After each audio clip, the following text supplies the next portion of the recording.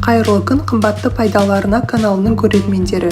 Бүгін сіздермен қолдан майшамнан тойбастар жасауды үйренеміз. Арнаға міндетті түрде тіркеліп қойыңыздар, лайк басып, комментарий қалдырып, қолдау көрсетулеріңізге көп рахмет.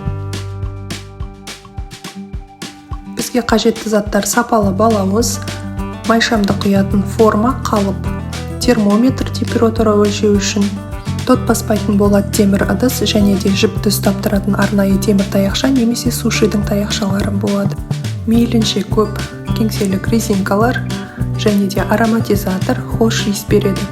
Фитиль, қалыптан шығарған кезде ұстау үшін арнайы перчаткалар, таразы, балауызға ароматизаторды қосу үшін шприц немесе тамшуыр керек болады. Ең алдымен бір аю қалпындағы майшамды жасау үшін қанша балауыз кетеді, соны өлшеп аламыз. Ол үшін форманы таразының үстіне қойып, үстіне толығымен толтырып су құямыз. Қанша су құйылды, сонша балауыз кетеді. Жетпей қалмау үшін 10 граммдай артық салуға кеңес беремін. Енді қалпымыздан кейін шыққан мүсінді босатып алу оңайырақ болу үшін бір жақ жағын кесеміз. Бір-біріне беттестіргенде ешқандай қисық, тесік қалмайтындай етіп, өте түзу, сапалы түрде кесу керек. Видеодағыдай қайшының көмегімен емес, кеңселік пышақтар болады, сонымен кессеңіз өте түзу болып шығады. Қалыпты әрбір балауызды құярдың алдында тазалап сүртіп отырған дұрыс болады. Қарапайым ылғалды сүлгінің көмегімен әрбір жерін ақырын-ақырын сүртіп шығамыз. Егер де біздің формамыз кір немесе су болатын болса, шығатын мүсініміз ақтаңдақ, тегіс емес болып қалады. Енді форманың бойымен өлшеп, фитильді кесіп аламыз. Екі жағынан кішкене сәл шығып тұру керек. Фитильді орналастырып алғаннан кейін форманы бір-біріне жақсылап тұрып, әрбір бұрышы тиіп тұратындай етіп беттестіреміз. Егер де қисық болатын болса, шыққан кезде жаңағы аюдың бір қол қисық болып қалады, немесе жаман іздер қалып қою мүмкін. Келесі кезекте кеңселік резинкалармен форманы бір-бірімен ұстатамыз.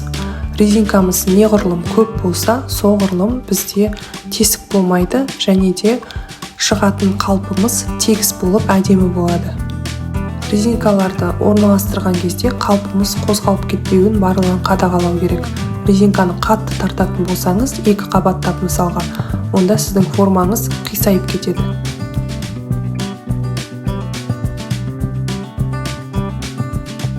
Резинкаларды жақсылап орналастырдық, енді фитильді, жіпті ұстатуымыз керек.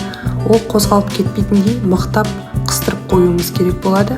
Бізге керекті мөлшерде балауызды салып аламыз. Балауызды еріту үшін тот баспайтын болат темірдегі 2 ыдыс қажет болады. Үстіңгі ыдыс астыңғының бетін толықтай жауып тұратындай болу керек, себебі үстіге бу кететін болса, біздің формамызда ақтаңдақ налеттар пайда болады. Балауызды еріту кезінде температураны қадағалау өте маңызды. Ол бізде 90 градустан аспауы керек. Балауыз толықтай ерігеннен кейін 75 градус шамасында хош иіс беретін ароматизатор қосамыз. Өзіңізге қандай қажетті мөлшерін қосып, 3-4 минуттай асықпай ақырын араластырып шығамыз. Дайын болған ерітіндіні формамызға құямыз. Қатты жылдамды емес, қатты ақырында емес, бір қалыпты қозғалыспен біркелкі етіп құйып шығамыз. Балауыздың бір қалыпқа келіп қатуына 4-5 сағат керек болады. Бөлме температурасында орыннан қозғамай, сол қалпында қойып қоямыз. 5 сағат уақыт өткеннен кейін ақырын ғана резинкаларын шешіп, перчатканың көмегімен қалыптан босатамыз.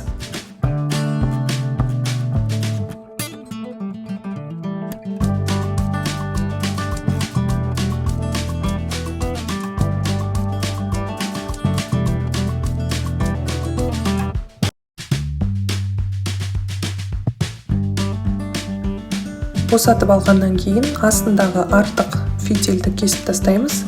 Үстіңгі жағын тазартып, кішкене мөлшерде қалдырамыз.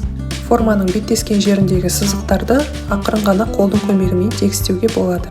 Аю үлгісіндегі балауыздан жасалған біздің тойбастардың іші дайын, енді сыртқы әрлеуіне кірісеміз. Видеодағы аюдың бойы 8 см, сол себепті мен форманың биіктігін 9 см қылып алдым, ал жан жағы 7-8 см болса да жарай береді. Қорапшаның астына осындай төртбұрышты қалыпты кигізу міндетті емес, тек қана қорапшаның өзін қалдырсаңыздар да болады.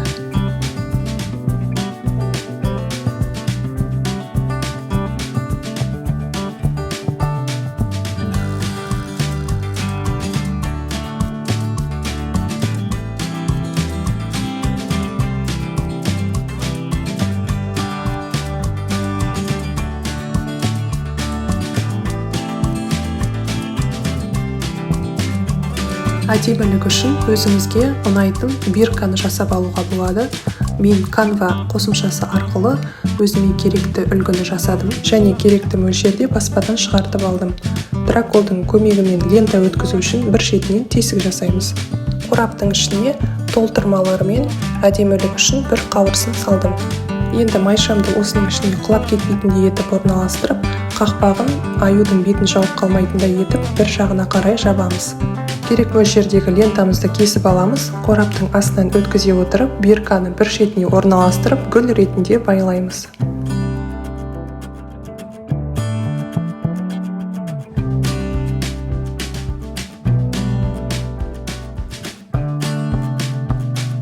Лентаның шетін қиғаштап, әсемдеп кесуге болады.